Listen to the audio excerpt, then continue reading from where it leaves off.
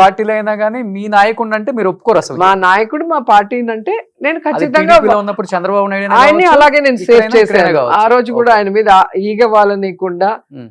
ఆయన కోసం ఫైట్ చేశాను. ఉమ్. ఈ రోజు జగనన్న మీద ఇంకా డబుల్ గా ఎందుకు చేస్తాను అంటే, నన్ను గౌరవించి నేను ఏదైతే కోరుకున్నానో నా లైఫ్ లో, ఎమ్మెల్యేగా అసెంబ్లీలోకి అడుగుపెట్టాలి, ప్రజా సమస్యల మీద పోరాడాలి, అధికారం వచ్చిన తర్వాత ప్రజలకి నా వల్ల సర్వీస్ చేయాలనుకున్నా, దానికి ఆయన అవకాశం ఇచ్చాడు. Hmm.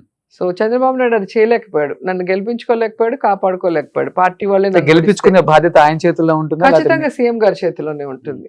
ఎందుకంటే ఒక చోట మనకి సీట్ ఇచ్చినప్పుడు, మనం పుట్టి పెరిగిన చోట ఇవ్వకుండా కొత్త ప్లేస్ లో ఇచ్చినప్పుడు, అక్కడున్న నాయకుల్ని పిలిచి ఇది నేను నించున్నట్టుగా మీకు ఏదున్నా నేను చేస్తాను, మీరు అమ్మాయిని గెలిపించండి అని చెప్పాల్సిన బాధ్యత వాళ్ళకు ఉంది. ఫస్ట్ చంద్రగిరి కదా, కాదు నగరి, నగరి చంద్రగిరి, తర్వాత తర్వాత చంద్రగిరి. మళ్ళీ నగరి.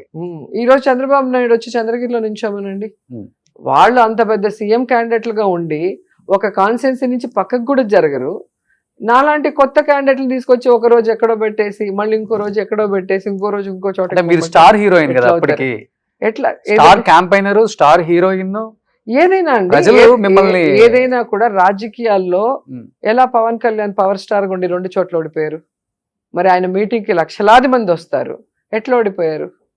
కాబట్టి సినిమా వేరే, సినిమా అభిమానం వేరే, పాలిటిక్స్ వేరే, ఓటింగ్ ప్యాటర్న్ వేరే. దీనికి చాలా తేడా ఉంటుంది. అది మీరు గమనిస్తే మీకే తెలుస్తుంది. గొప్ప గొప్ప సినిమా ఆర్టిస్టులు ఓడిపోయిన వాళ్ళని కూడా మీరు చరిత్ర చూస్తే తెలుస్తుంది.